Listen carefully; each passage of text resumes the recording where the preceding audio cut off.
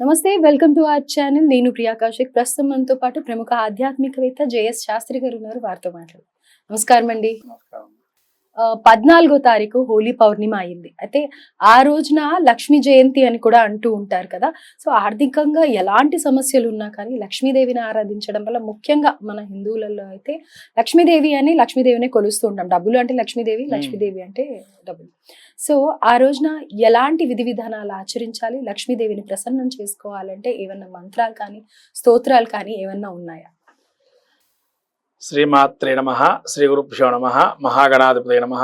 శ్రీమాత్రే నమః. ముఖ్యంగా లక్ష్మీ జయంతి అంటారు హోలీ ఉత్సవాన్ని. ఆ రోజే వసంతోత్సవం కూడా అంటారు. ఇంకా చెప్పాలంటే ఆ రోజుకి కొంతమంది మన పుష్కర లాంటి క్షేత్రాలకు వెళ్తే కనుక, మీరు పుష్కర అంటే రాజస్థాన్లో ఉంది ఇది. ఆ రోజు అక్కడ బ్రహ్మగారికి విశేషంగా ఆరాధనలు చేస్తారు హ్మ్. పుష్కరంలో. అట్లనే రాజస్థాను, గుజరాతు, బృందావనము, మధుర ఇలాంటి క్షేత్రాలు ఉన్నాయి. మన హోలీ కృష్ణుడి వేడుకలు క్షేత్రాలు, ఘనంగా జరుగుతాయి. అవును. కృష్ణుడి కృష్ణుడి క్షేత్రాలన్నీ కూడా వాళ్ళు ఒక పెద్ద పండగ చేస్తారు దాన్ని. అక్కడ వాళ్ళ ఉత్సవం కూడా ముఖ్యంగా చెప్పంటే బృందావనంలో ప్రత్యేకంగా దీనికి అలంకరణ చేస్తారు. అక్కడ హ్మ్. బృందావనంలో కృష్ణుడి యొక్క ప్రేమామృతాన్ని కురిపించేటువంటి సమయంగా ఈ యొక్క వసంతం నూతనోత్తేజాన్ని అందరిలో నింపాలని చెప్పి ఇక్కడ ఆ కృష్ణుడు తన యొక్క హోలీ పండుగను ఏర్పాటు చేయటం, అలా అందరి జీవితాల్లో కూడా కొత్త కొత్త విషయాలు పరిజ్ఞానంలో రావాలని, ప్రేమామృతాన్ని కురిపించాలని, అందరి మీద కూడా అటువంటి ప్రేమతత్వంతో ఉండాలని చెప్పి ఒక సృద్భూత వాతావరణంగా ఇది చెప్పబడింది.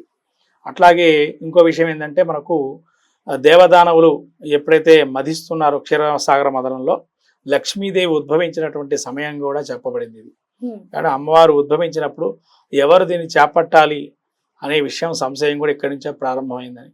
కాబట్టి ఈ యొక్క లక్ష్మీ జయంతిగా దీన్ని ఉత్సవం చేస్తారు.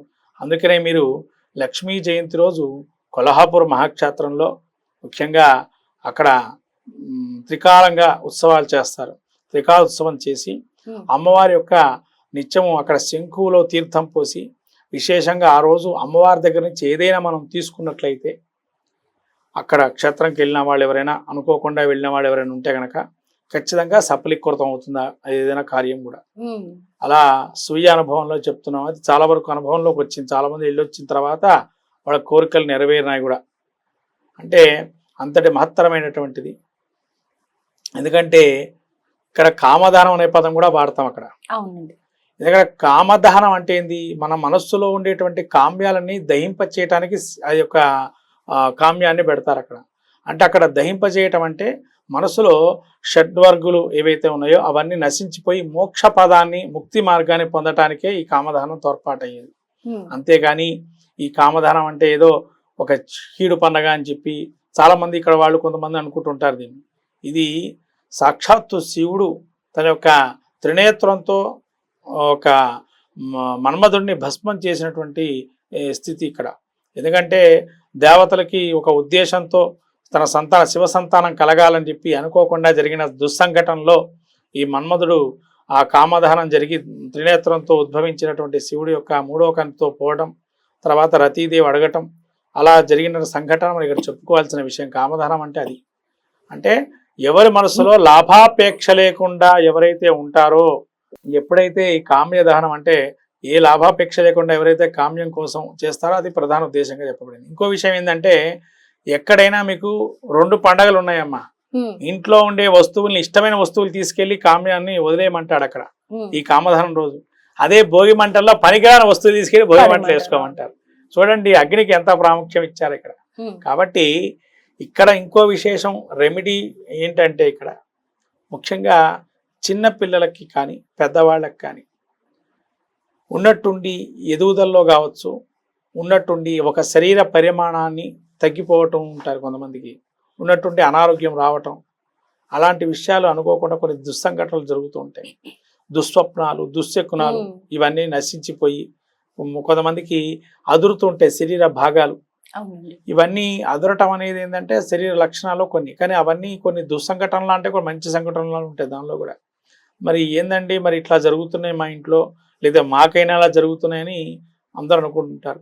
అది ఈ లక్ష్మీ జయంతి రోజు ముఖ్యంగా పౌర్ణమి శుక్రవారం రోజు మనకు ఈ ఉత్సవం ఏదైతే ఉందో ఆ రోజు ఏం చేయాలి అని అంటే ఆ ముందర రోజు మనం ఎట్లయినా కూడా తిలకాన్ని తీసుకుంటాం.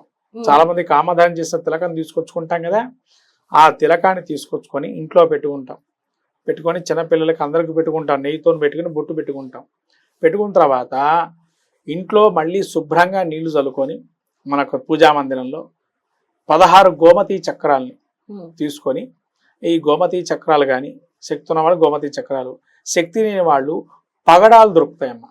పగడాలు మనకు పగడాలు రకరకాల రంగు పగడాలు ఉంటాయి, కాశీ పగడాలు అంటారు.